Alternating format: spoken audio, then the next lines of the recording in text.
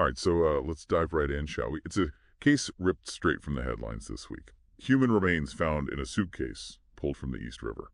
A gruesome discovery for sure, but not entirely unique when you look at recent events in the city. No, not at all. Yeah. I mean, sadly, we've seen this kind of scenario play out a few times in just the past year or so. Right, and that's what makes this latest case so disturbing. So just to catch everybody up, this suitcase was found off Pier 35 in Manhattan just the other day. What do we know about the victim at this point? Well, that's just it. The early stages of these investigations are always the toughest. We know next to nothing about this individual, yet age, sex, cause of death. All of that's still pending. And I imagine identifying the victim is going to be a real challenge too, right? I mean, the East River isn't exactly a pristine environment for preserving evidence. No, it's not. Time of death is going to be crucial here. Yeah. But it can be incredibly tricky to determine in a case like this. You know, water currents, decomposition, all sorts of factors come into play. So it sounds like the medical examiner's report is going to be key here. Absolutely crucial. That report could give us so much more than just the basics, potentially even clues as to how long the remains were in the water, maybe what kind of trauma, if any, the victim sustained. It's a waiting game, but forensic science is it's pretty remarkable these days. They may be able to extract DNA analyze fibers or debris, even pinpoint where the body entered the water. Okay, so we've got our East River case, still shrouded in mystery. But then we have these other suitcases, right? The ones found in other parts of the city. I'd love to hear more about those. Yeah, so let's see. In the past year alone, there have been two other cases that really stand out. In Brooklyn, a dismembered woman was found in a suitcase left near a park.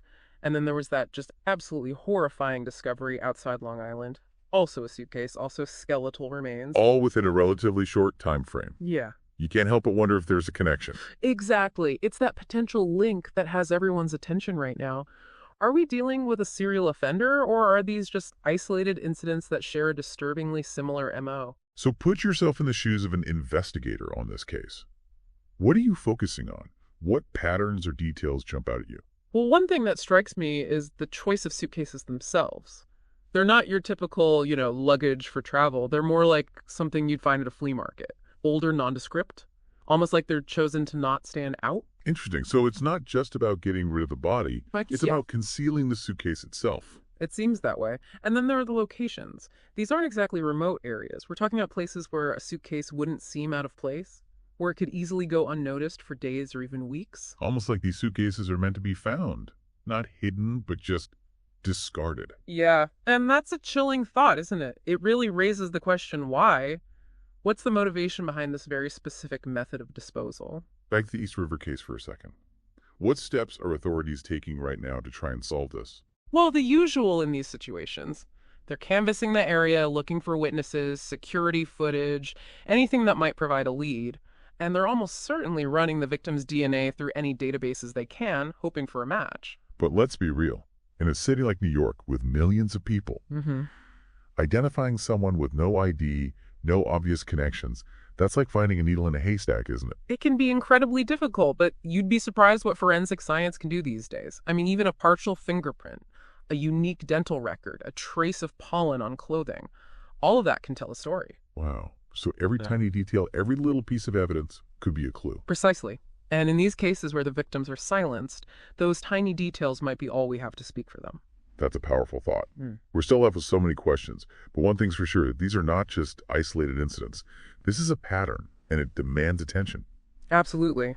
And beyond the forensics, beyond the investigations, there's a larger conversation to be had here about violence, about vulnerability, about the dark undercurrents that exist even in a city as vibrant as New York.